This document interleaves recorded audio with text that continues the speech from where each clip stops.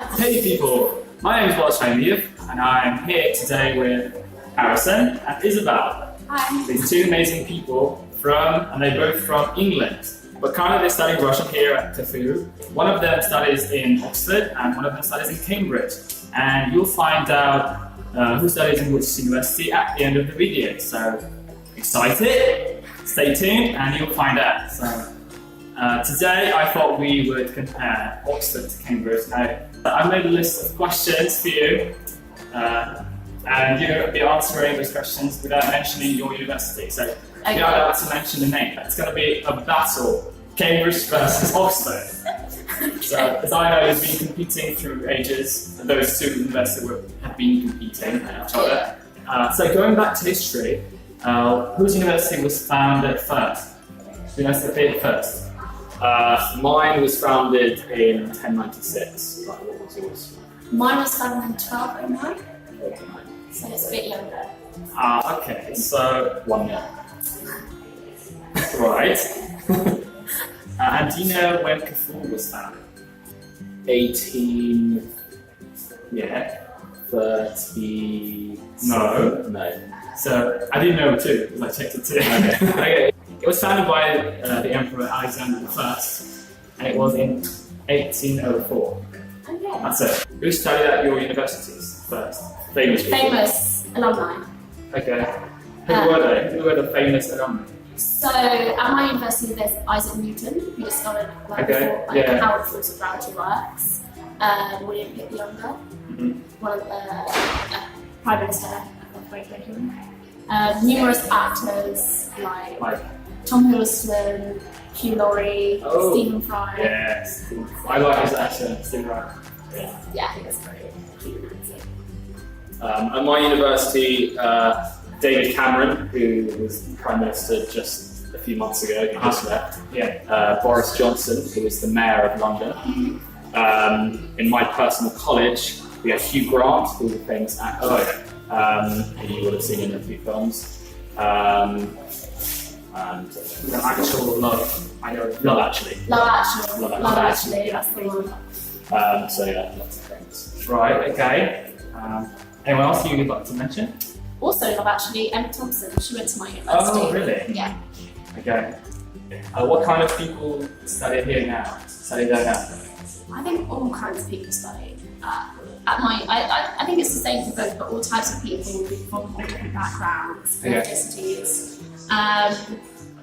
And yeah, I think, but everyone has something in common. Everyone's quite studious, and most people really do love their subject. Okay, so you need to be very hardworking to get. Like if you're applying for any of our universities, you have to be incredibly hardworking to want to go and also to get in. To love your subject that you want to study, right? You need to prove to the teachers and the tutors that you really are prepared to work very hard to get a degree. Yeah.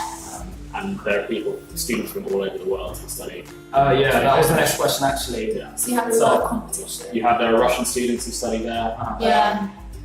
People from Asia, people from South America, people from the USA. Yeah. But the most are British. Mostly. Yeah, mostly British. Yeah. And then you also have tutors and teachers who are some of the best academics in their subject. So it's very rewarding to study there. Yeah. So you have also international teachers there? Yeah. Yeah, definitely. So Especially when we study for modern languages, we'll have teachers from different, so we'll have Russian teachers native to Russia. We don't have any English teachers here. I know. Or maybe one. Yeah. No, our teachers are like, my Russian language teachers are all from Russia. That's good actually. It's a good opportunity for you to learn Russian. Being in Britain. So how many students study in your university? In mine, there are 24,000. Okay. I think it's about the same as well. I think it's about 20,000. Right. And that comprises of undergraduates and postgraduates. Yeah. So postgraduates will be doing a master's or a PhD. Yeah. And we are undergraduates, so we're doing a bachelor's degree. Yeah. So it's the same. So it's the same. Yeah. Our university is divided into faculties and institutes like our university is. Yeah, so ours are divided into different faculties. And we don't really like, if you're going to say, oh, I'm going to university, like, you don't really say that because you'll say, like, there isn't really one place that you see as like the university because it's just everywhere. So you go to several places to study different subjects, right? Yeah. So like Kazan, Cambridge and Oxford are both big cities. Yeah. And so the faculties are in different parts of the city. Right. So sometimes I might have a tutorial or a lesson in the south of the city, but then I have a lecture in the north of the city, and it depends. Is it a big city? Do you have to take buses to go to? No, not normally buses, but everyone You just like rides a bike. cycle, everyone cycles. Oh, It's cycle. like, Cycles, yeah, Right, I think the bike is one of the symbols of like Oxford and Cambridge. Everyone cycles. Everyone cycles. That's good. You can just get to your next place in like 5 minutes. Alright. Do you have to rent your bicycles or? Normally you buy it. You normally buy it. And Yeah. I don't know, if you're lucky you might have a nice one, but most people have one that's like battling. Because they get stolen quite easily. So Yeah. you normally have Oh, yeah. a bad quality one. So Don't you have lots to? yeah, Yeah. that doesn't stop people. Alright, that's yeah. And what exams do you have to take before applying for universities? So So mine, that's A levels. oh yeah, so you have to take, when you're 16 years old, you have to take GCSEs. Yeah. People usually take like 9, 10, maybe 11. And then at the end of the last year of school, when you're 18, you have to take A levels, and you'll take like 3 or 4. Yes. And that the whole country will take A levels, so Yeah. they end in every school. But to get into Oxford and Cambridge, there'll be a grammar test for Russian anyway, or for every subject there'll be an aptitude test, we call it. Yeah. Aptitude is to see how proficient you are in different areas of your subject. So for Russian we had to do a grammar test, and we had to do a translation for sentences, and also other universities don't have interviews, but a special thing about Oxford and Cambridge is that they have interviews for every student. Yeah, I had 3 interviews in the morning, and in the afternoon. 3 of them? Yeah, 3 interviews, and then in the afternoon I had a language test, and I had to like write a mini essay in Italian. But I didn't have to do any like Russian tests because I hadn't learned any Russian before I came to university. Okay. So in one of my interviews I had to like look at a poem and analyse the language, and I guess they wanted to see what skills I had language-wise, but I only had So to that was on Italian, right? Yeah. Right. And I study Russian and linguistics, so I had a Russian interview, and most of my interview was in Russian. I had to speak in Russian for most of How it. many years had you studied before coming to your 3 university? years I studied. And then I had a test in linguistics as well, and an interview, so I had 2 interviews. Was it hard? Yeah, it was very hard, and there are some famous, if you Google, you can Google famous Oxbridge interview questions, and there are some that don't really mean anything. Yeah, there are a lot of invented like questions that you like get told, and they're like, oh my god, they're gonna ask you really difficult. But most like sometimes they ask you. Most of them. They didn't Most really of them ask are them okay. today. No. Sometimes, well, very rarely. Very I think rarely. a famous one is why is a banana yellow? As a famous. So that's on the internet, but not on the. Well, sometimes maybe there are really hard ones, but normally they just want to test how you can answer questions under pressure. Yeah, like I got it. I think Yeah. they're testing you under It's a global pressure. thing. They like will push you because if you shouldn't. Most people don't come out of the interview being like, oh, that was amazing. Most people come out and they're like, oh my god, that was so hard. Yeah. Most people are scared. Yeah, So most it people. was worth okay. Well, Well, yeah, I mean, you thought, because we're in, they yeah. must have thought that we did okay. But I came out and it's very hard to know whether you've done well or not. Yeah. It's very difficult. I came out of like some of my interviews being like, don't think I impressed her, and that was like, I wasn't that great. And then I came out in one of my interviews and I was like, oh, that was awful, that was terrible, but obviously it must have been okay. Yeah. But it's very stressful, I think, for Yeah. everyone. Yeah. And even stressful when you have to pay a lot, isn't it? Do you have to pay a lot for your education? For all universities, well, nearly all universities, it's £9,000 a year. A year. And for some specialist universities, it's 13 something. But it's much more expensive for international students Yeah. because we get funding from the government. Yeah. We get I we did, get a We loan. get a loan from So the government. my tuition fees are like paid by loan by the government. Yeah. And then once I graduate and get a job, I have to start paying To repay the government loans. back. Right, yeah. We do have that option here as well. Yeah.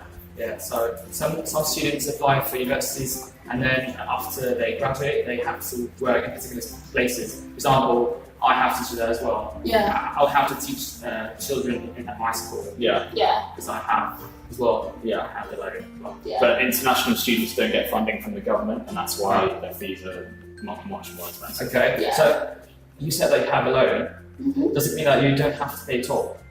Or is it like It's a loan. It's not. It means you borrow the money. You borrow the money and then you'll give it back later. When you get a job, you have to give the money Right, back. okay. When you get money to pay your fees, your study fees, and you also get a loan to for rent money and to live and for food as well. For the apartment? So Yeah, all of those are two different loans. You have the tuition loan and then you have the maintenance loan, which is maintenance like rent, food, and you have to pay back both once you come out of university. And how many years does it take to give them back? It depends how much you're paid. Well, Okay, yeah, if you have a very high-paying job, you can get it in 6 years maybe, but sometimes if you have a low-paying job, it can take 30 years. 20 I have a years. friend who's 30 years old who Yeah. is still paying back the student loan. Yeah. That's a huge one. Yeah. Well, so almost all the graduates from your universities, they are employed, aren't they? Oxford and Yes, Cambridge have a very high employment rate. Yeah, very high employment rate, yeah. That's good. Do you have educational scholarship there? Very yeah, rarely, I think. very rarely. You have to come from a certain background. Maybe your parents don't earn very much money, they Yeah. will be given a scholarship, and that's money that you don't have to pay back. Yeah. So, yeah. And sometimes different faculties will award scholarships for very clever students. Hardware? Yeah, Well, sometimes. Not very rare, not very often. With high marks? Yes. With high marks, If you get very high marks, usually maybe your college or your faculty or even both will give you some money. What's the difference between a college and faculty? So college is where you live. So college But it's only at Oxford and Cambridge. it's only at Oxford that you're like divided into colleges, and it's like it's not only where you live, but I guess it's also like your community and like the people there look after you. But you don't study in college? But you don't You study can. in the college. You can have your tutorials in college. You can have a few lessons. Like seminars? Not seminars. No, not seminar. So we have a thing called tutorials, which will be, Or supervisions. one of the universities calls them tutorials, and the other university calls them supervisions. Yeah. But they're the same thing. Right. And you sit down in a room, but it's always one or two students and one teacher. Yeah. So it's very Right. So you intense. write essays there? You write essays You every don't week. write essay with them. You go through the essay or some work.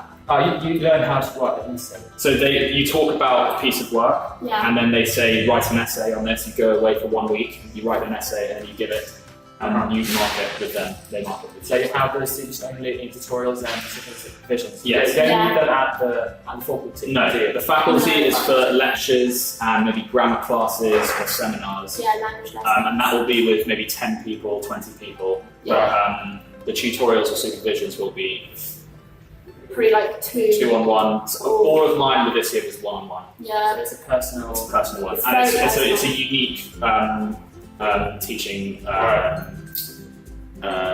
experience at Oxford and Cambridge. Yeah. Because it means that you're really integrating with teachers themselves. Yeah. They're not just talking to you in a class of 20 people. Yeah, they know who you are. They can help you get better because they know what your like issues are and what like problems you need to work on. Yeah, it's good. It's a good opportunity for you to... And so every single student is in a college, and I think Cambridge has more colleges than Oxford. I think there are about 30 to 35 colleges. Yeah. And every single person will be in a college, and they vary in size, they vary in abilities. So as in, like, some will be very good at music, some will be very good at sports, some will be very good at academics, Yeah. but it all depends on. So talking about music and art, do you have any extracurricular?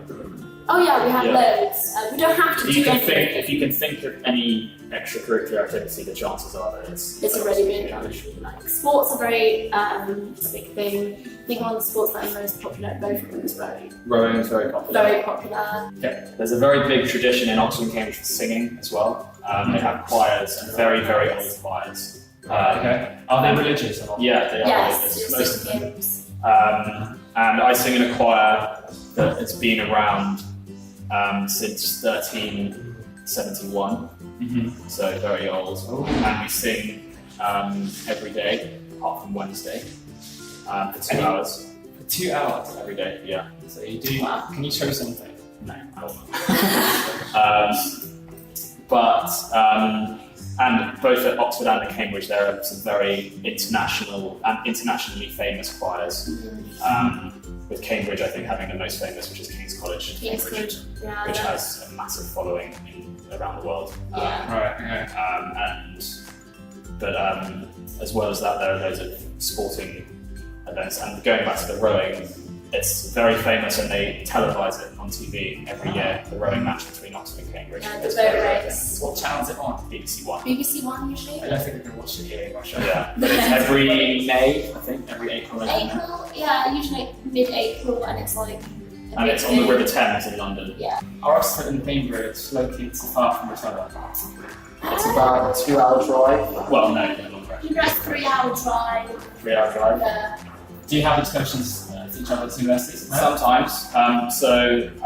Some colleges will have a pairing with another college. So, for example, King's College, Cambridge is paired with New College, Oxford. And sometimes they'll have social events or sporting events, but it's very informal. Yeah. And you can have friends from both. So you're actually friendly to each other Most of the time. Yeah, I think. but there are some very people, I guess, that are competing. In sporting In matches. sport you do, because obviously that's the mentality we have in a sport match. But Is there any punishment for not attending classes? I mean, no, if you don't go to your lectures, like. not punishment, I mean, will it do bad for you if you don't? Yeah, If you don't, yes, but you don't have. A lot of people don't go to lectures all the time, but that's okay because they don't take. They don't take the register. Yeah. But if you don't go to supervision or a tutorial, you can get in a lot of trouble. You get into a lot of trouble. If there's only one person and one tutor. Yeah. So it's kind of the same here because most of us don't go to lectures then, but attend the seminars. Yeah. Because they're important to get the scores marks so that you get higher marks. Okay. Are your exams difficult? Yes. Yeah, very difficult. Very difficult. I think third term is usually just known as exam term. It's the time where everyone just kind of shuts down and kind of barricades themselves in their room. And for my course, I have an exam at the end of my first year, which is just a pass. I need to pass it to move into the second year, and then I have no more exams until my fourth year. And I do. It's called finals, which is your big exams, and that's the way you get your degree. And you need to do well to get your degree. I had to do exams at the end of first year, at the end of second year, and then at the end of fourth year. My fourth year exams are the ones that I count most. So that's what. So that's at every university in the UK. You have your exams at the end of your degree, and that will. But not at the end of the semester. No, not normally. Well, we at my university we have informal exams at the beginning of every term called collections, but it's just one exam, and they're not very serious. Alright. What do you call it? Collections. Collections. So maybe it's like a short period, maybe. Yeah, maybe. Yeah. Yeah. They're just to see for your tutors to see how well you're doing. Yeah. But they're not marked. What about the third year? So you have to go to for those who study Russian or any other languages, do they have to go to the country? Yeah. In the third year. In the third year, you must do a year abroad. Yeah. So okay. So that's practice the language. To get that experience. Yeah. I have to write a dissertation about a topic on Russia whilst I'm here. So yeah. So any topic that you'd like to. Yeah, I'm gonna do my linguistics Mm-hmm. and then hand it in just before I go back and forth here. Okay. And I have to do the same thing, but I have to write 2 dissertations on Russian literature. Right. And I'm going to write about. So at your university, it's more like Russian literature rather than the language itself. I don't think so. It's very literature heavy, you'd say. And this is why I think they send you to Russia, because they teach you how to write an essay and how to analyse a piece of literature. Yeah. Right. The way they teach the language isn't as good, in my opinion. That you're here to practice. Yeah, that's why I went. So now it's time to reveal who's from which university. So Harrison, tell us please which university you are from. I'm from Oxford University. And you? I'm from Cambridge University. Right, okay. So it was really nice to talk to you guys. It was a really good conversation about universities, and I think I'd like to apply for one of the universities, no matter which it is, because it's really great to study there, I guess. Yeah. Yeah. So many famous people from there. I mean, it's really, I think you're really proud of your university that you studied there. Yeah, that's definitely true. Right, okay, it's been really nice. Thank you. Thank you so Thank you. much. Thank you. Thank you.